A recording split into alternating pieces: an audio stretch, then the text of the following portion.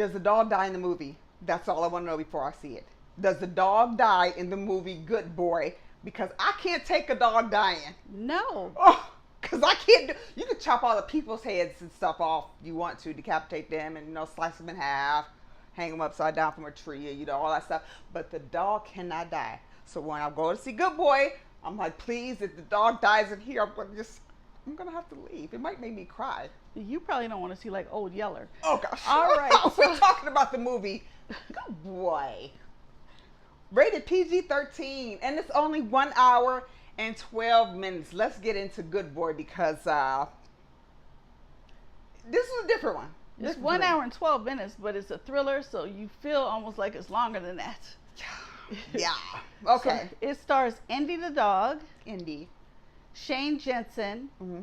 and Ariel Friedman. Okay, what's going on in Good Boy here? Good Boy. Okay, a loyal dog moves to a rural family home with his owner, only to discover supernatural forces lurking in the shadows.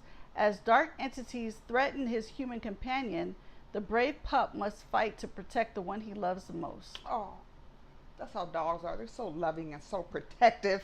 So this one was actually a little scary to me. I mean, I wasn't scared like, ooh, I went home and had nightmares, but I was like, it's like, you feel like, I could feel the empathy with the dog and the emotional fear. I felt the imminent threat. Yes. That's what I felt, because a lot of people were like, oh my gosh, this is one of the best horror movies. I'm like, not really horror to me, but I felt the threat, the imminent presence. I could feel it. It took me a while because the movie is shot from either the point of view of Indy the dog, or it includes Indy the dog. There's not a lot of dialogue in here, okay? Right.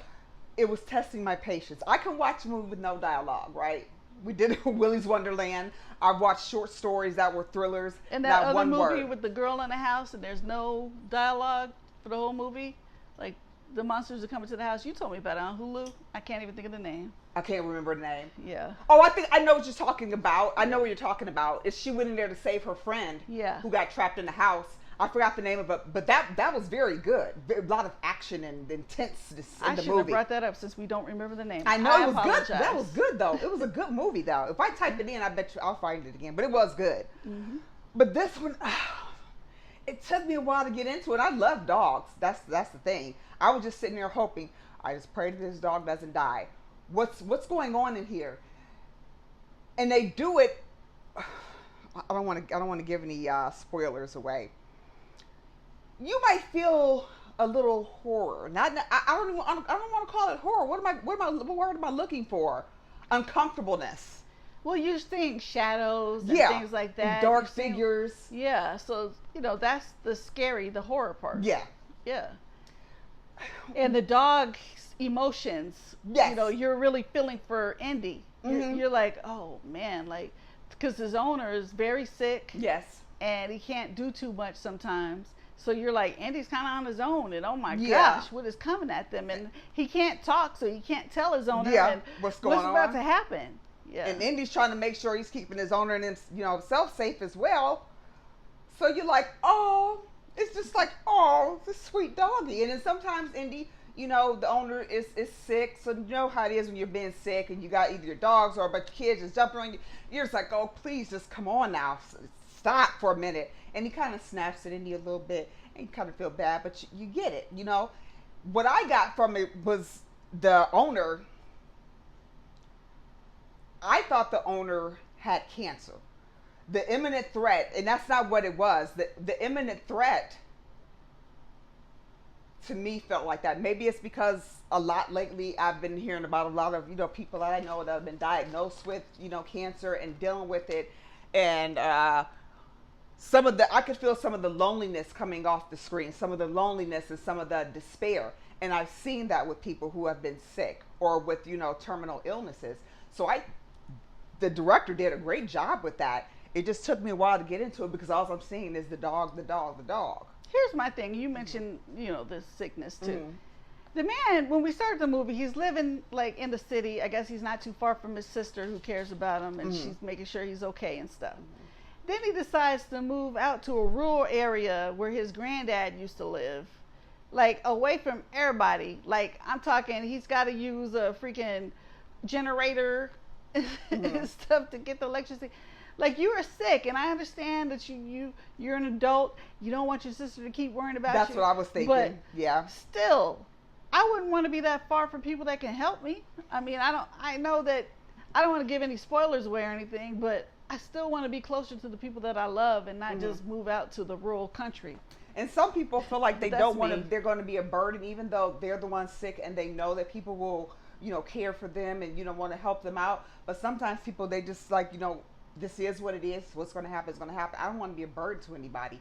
It's kind of going to be a burden. Like drive all the way out there to find you and see, if you're okay or not. It's easier to tell people over the phone or something that you're okay than for them to come by your house and see that you're not and then want to help you. You know what I mean? Okay. You know that. It's just some people just don't want to be that burden. I've run into people who, their family didn't find out they were sick until their last month because they didn't want people worrying about them. They didn't want to be a burden. They knew what was, the inevitable was going to happen. And seeing that, even looking at other families, is really sad because the family just wants to grab you and hug you and hold you and help you. It's just, it's a sad thing to happen. Mm-hmm. And I understand why he probably moved. So this is, it's emotional. It's an emotional movie. Definitely not necessarily for kids at all. They won't get this, and I wouldn't recommend you take them to see it. And it might be a little too scary for them.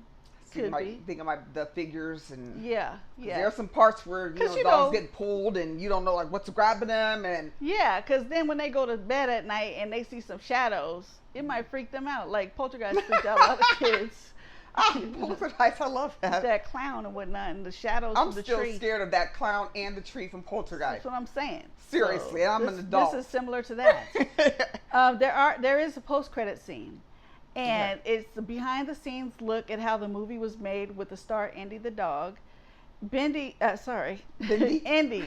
is Ben Leonberg's, the director's dog. Mm-hmm. So they mentioned, excuse me, according to the director, shooting took 400 days over 3 years because, it's a dog actor. And he didn't know he's in a movie. Yeah, that's what he kept saying when they were doing the behind the scenes. He's like, and he doesn't know he's in a movie. He just is a dog. And what you're seeing as emotion, strong emotions, like he might be getting a treat or something. You give them treats whenever they do something. You give them a treat, and then they know how to repeat it. That's how you train a dog. Yeah, but so in the movie, when you're seeing him like look off to the distance, he's looking at his owner. Or his owner's, he's looking at his treat. Treat. Yeah, and he probably have fun with all the treats and snacks and love that he got from doing this movie. It's like, on one hand, I'm glad that they did that, right? Mm-hmm. Because I like to see behind the scenes stuff. I do and too. Then people were wondering, some people wonder, like, how did you, is the dog dead or blah, blah, blah. But on the other hand, it kind of took me out of it because once I got out of the movie, once the movie just ended, I was like, that was really creepy. Like, that's one of the scarier movies I've seen in a while. And it was creepy. And then you have this lighthearted kind of, not 100% like laughy, but you know what I mean, behind the scenes stuff. Mm-hmm. And they're showing the dog in the light and they're showing them play with them. And then I'm like, well, now you kind of took me out of the scary feeling. Like, thank you, but see the song. No, thank you. I don't know. Scenes. Mm-hmm. Now, after release of the first trailer, I was probably one of these people, online searches for "Does the dog die in Good Boy?" spiked. I didn't type it out, so I'm just going to watch it, but I was curious too. So, because a lot of people are like, I ain't going to watch this movie if that dog dies in it. Like, hello, Old Yeller and other movies where dogs have died. Didn't Cujo die? Old Yeller died. Was Old Yeller killed? I don't remember. That movie is older than us. Oh, yeah, I don't remember watching I know who Old Yeller is from the books and stuff, but I thought maybe that one was taken out to pasture. It's been so long. Yeah. But back then they would. I guess people still. I hope they don't still do it. When the dogs get to a certain age. But y'all know in real life that the dog is alive. So just watch the movie. Yeah. Okay. Stop being soft. Yeah. See, the movie is feature, like we said, it's from the dog's point of view or has the dog in it. So it's gonna take a little bit of patience for you to get into this movie if you're gonna go watch it. Honestly, it's interesting. It's different. Yeah. It's definitely different. I would recommend matinee if you do it. If you can't make matinee, I would recommend just waiting until it streams. Um, I think it would be good to see on the big screen though. But you know, if you can't, and if it's one of those ones that's in and out of the theaters real quick, then yeah, sure, stream it. I would see that. Will I watch it again? Nah. It didn't pique my interest that much, and I don't know. It was a different type of film, so I'm not feeling it. What kind of scores are they giving it here? Well, IMDb gave Mhm. it 6.6 out of 10. Okay. The tomato meter, the critics gave it 90%, Okay. and the popcorn meter gave it 83%. I appreciate the differentness, and I appreciate the fact that it took the dog 3 years to do this. I love me some freaking dogs, and they're excellent. I didn't love it, so I'm just going with an average 3 for this one. What about you, Jules? I liked it, and I liked it enough to give it a 3.5. Really? Okay. Mhm. Okay. Just a little above, because like I said, I was like, this is actually kind of creepy. This is actually kind of almost scaring me. Not scary like I said, like I Makes didn't. you feel uneasy. Yes, I thank you. That's the word I'm looking for. the director did that. Yeah. I felt the emotion, and he did a good job with it. So I'm not mad at it. Okay. Well, there you have our review of the movie Good Boy. Check it out at theaters. Don't forget, Jules and we are on Cash App. Any donations are appreciated. Or do you have a legitimate company you would like to sponsor us? Just hit our inbox. We'll get back to you within 48 hours. We are also on. You can find us on Instagram, Facebook. You can also find us on YouTube. Don't forget to like, subscribe, share, follow, chat with us. Let us know what you think about these movies. We'd like to hear your perspective, all right? Thank you very much for tuning in to Good Boy. We'll see you later. Bye-bye. Bye bye.